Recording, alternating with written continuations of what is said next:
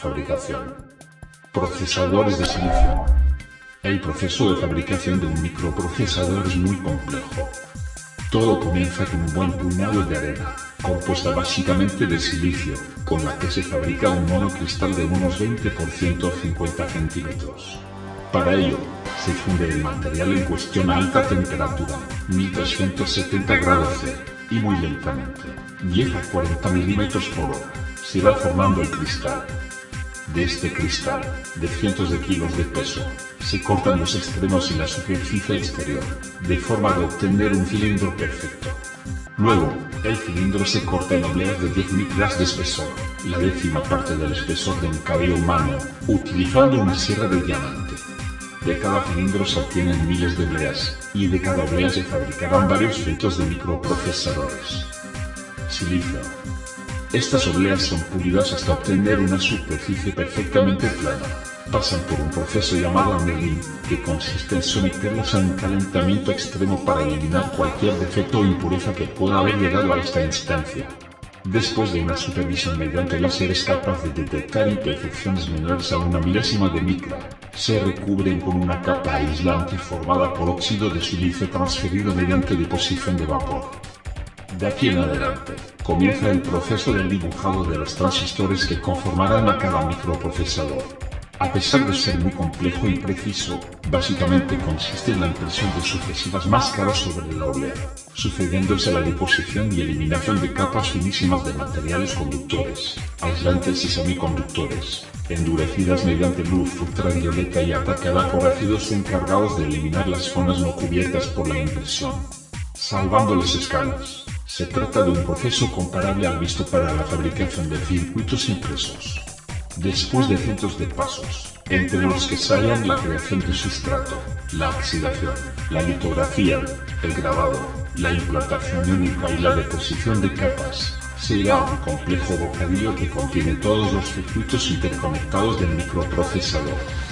Un transistor construido en tecnología de 45 nanómetros tiene un ancho equivalente a unos 200 electrones. Eso da una idea de la precisión absoluta que se necesita al momento de aplicar cada una de las máscaras utilizadas durante la fabricación. Una oblea de silicio gradada. Los detalles de un microprocesador son tan pequeños y precisos que una única mota de polvo puede destruir todo un grupo de circuitos. Las salas empleadas para la fabricación de microprocesadores se denominan salas limpias, porque el aire de las mismas se somete a un filtrado exhaustivo y está prácticamente libre de polvo. Las salas limpias más puras de la actualidad se denominan de clase 1. La cifra indica el número máximo de partículas mayores de 0,12 micras que puede haber en un pie cúbico, 0,028 metros cúbicos, de aire. Como comparación, un hogar normal sería de clase 1 millón. Los trabajadores de estas plantas emplean trajes estériles para evitar que restos de piel, polvo o pelo se desprendan de sus cuerpos. Una vez que la oblea ha pasado por todo el proceso litográfico, tiene grabados en su superficie varios cientos de microprocesadores, cuya integridad es comprobada antes de cortarlos. Se trata de un proceso obviamente automatizado, y que termina con una oblea que tiene grabados algunas marcas en el lugar que se encuentra algún microprocesador defectuoso. La mayoría de los errores se dan en los bordes de la oblea, dando como resultados chips capaces de funcionar a velocidades menores que los del centro de la oblea simplemente con características desactivadas, tales como núcleos. Luego la oblea es cortada y cada chip individualizado. En esta etapa del proceso el microprocesador es una pequeña placa de unos pocos milímetros cuadrados, sin pines ni cápsula protectora. Cada una de estas plaquitas será dotada de una cápsula protectora plástica, en algunos casos pueden ser cerámicas, y conectada a los centros de pines metálicos que le permitirán interactuar con el mundo exterior. Estas conexiones se realizan utilizando delgadísimos alambres, generalmente de oro. De ser necesario, la cápsula es provista de un pequeño disipador térmico de metal, que servirá para mejorar la transferencia de calor desde el interior del chip hacia el disipador principal. El resultado final es un microprocesador como los que equipan a los computadores. También se están desarrollando alternativas al silicio puro, tales como el carburo de silicio que mejora la conductividad del material, permitiendo mayores frecuencias de reloj interno, aunque aún se encuentra en investigación. Otros materiales. Aunque la gran mayoría de la producción de circuitos integrados se basa en el silicio, no se puede omitir la utilización de otros materiales que son una alternativa, tales como el germanio. Tampoco a las investigaciones actuales para conseguir hacer operativo un procesador desarrollado con materiales de características especiales como el grafeno o la molibdenita. 4. Empaquetado. Los microprocesadores son circuitos integrados y como tal están formados por un chip de silicio y un empaque con conexiones eléctricas. En los primeros procesadores el empaque se fabricaba con plásticos epóxicos o con cerámicas en formatos como el DIP, entre otros. El chip se pegaba con un material térmicamente conductor a una base y se conectaba por medio de pequeños alambres a unas pistas terminadas en pines. Posteriormente se sellaba todo con una placa metálica u otra pieza del mismo material de la base, de manera que los alambres y el silicio quedaran encapsulados. El empaquetado de un procesador Power con flip-chip se ve el chip de silicio. En la actualidad los microprocesadores de diversos tipos, incluyendo procesadores gráficos, se ensamblan por medio de la tecnología flip-chip. El chip semiconductor es soldado directamente a una colección de pistas conductoras en el sustrato laminado, con la ayuda de unas microesferas que se depositan sobre las obleas de semiconductor en las etapas finales de su fabricación. El sustrato laminado es una especie de circuito impreso que posee pistas conductoras hacia pines o contactos, que a su vez servirán de conexión entre el chip semiconductor y un zócalo de tubo o una placa base. Antiguamente la conexión del chip con los pines se realizaba por medio de microalambres, de manera que quedaba boca arriba. Con el método flip chip queda boca abajo, de ahí se deriva su nombre. Entre las ventajas de este método está la simplicidad del ensamble y en una mejor disipación de calor. Cuando la pastilla queda boca abajo presenta el sustrato base de silicio, de manera que puede ser enfriado directamente por medio de elementos conductores de calor. Esta superficie se aprovecha también para etiquetar el integrado. En los procesadores para computadores de escritorio, dada la vulnerabilidad de la pastilla de silicio, se opta por colocar una placa de metal, por ejemplo en los procesadores Apple como el de la primera imagen. En los procesadores de Intel también se incluye desde el Pentium y de más de 1 GHz. Disipación de calor.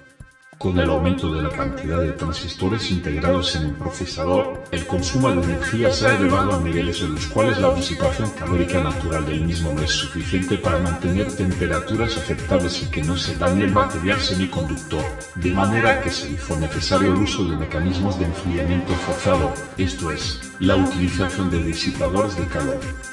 Entre ellos se encuentran los sistemas sencillos, tales como disipadores metálicos, que aumentan el área de radiación, permitiendo que la energía salga rápidamente del sistema.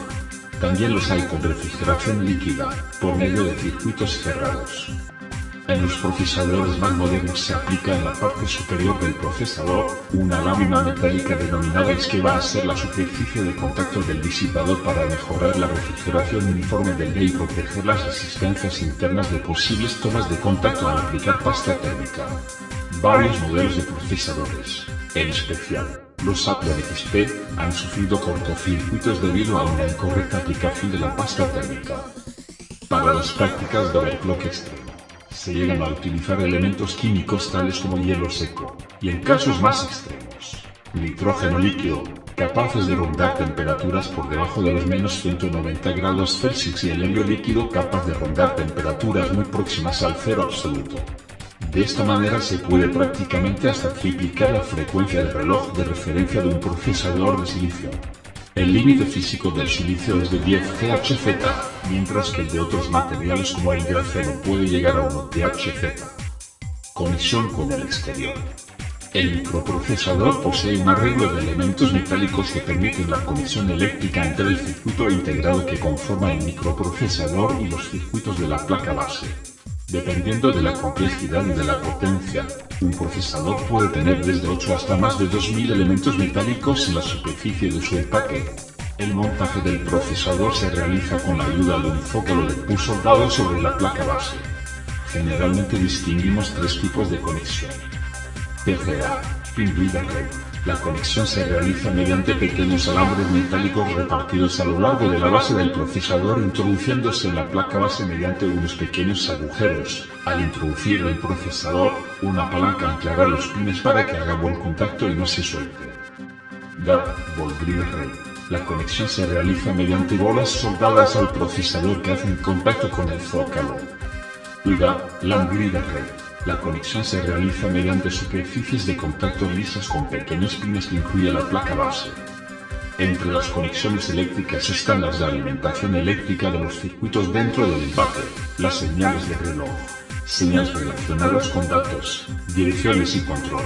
Estas funciones están distribuidas en un esquema asociado al zócalo, de manera que varias referencias de procesador y placas base son compatibles entre ellos, permitiendo distintas configuraciones. Buses del procesador. Todos los procesadores poseen un bus principal o de sistema por el cual se envían y reciben todos los datos, instrucciones y direcciones desde los integrados del chipset o desde el resto de dispositivos. Como puente de conexión entre el procesador y el resto del sistema, define mucho del rendimiento del sistema, su velocidad seguida en bits por segundo. Ese bus puede ser implementado de distintas maneras, con el uso de buses seriales o paralelos y con distintos tipos de señales eléctricas. La forma más antigua es el bus paralelo en el cual se definen líneas especializadas en datos, direcciones y para control. En la arquitectura tradicional de Intel, usada hasta modelos recientes, este bus se llama Thorn-Seed Bus y es de tipo paralelo con 64 líneas de datos, 32 de direcciones además de múltiples líneas de control que permiten la transmisión de datos entre el procesador y el resto del sistema. Este esquema se ha utilizado desde el primer procesador de la historia, con mejoras en la señalización que le permite funcionar con relojes de 333 MHz haciendo 4 transferencias por ciclo. En algunos procesadores de AMD y en el Intel Core i7 se han usado otros tipos para el bus principal de tipo serial. Entre estos se encuentra el bus hipertransport de AMD, que maneja los datos en forma de paquetes usando una cantidad menor de líneas de comunicación, permitiendo frecuencias de funcionamiento más altas en el caso de Intel, KIPAD. Los microprocesadores de Intel y de AMD, desde antes, poseen además un controlador de memoria de acceso aleatorio en el interior del encapsulado, lo que hace necesario la implementación de buses de memoria del procesador hacia los módulos. Ese bus está de acuerdo a los estándares de DRDGD que consisten en líneas de bus paralelo, para datos, direcciones y control. Dependiendo de la cantidad de canales pueden existir de 1 a 4 buses de memoria.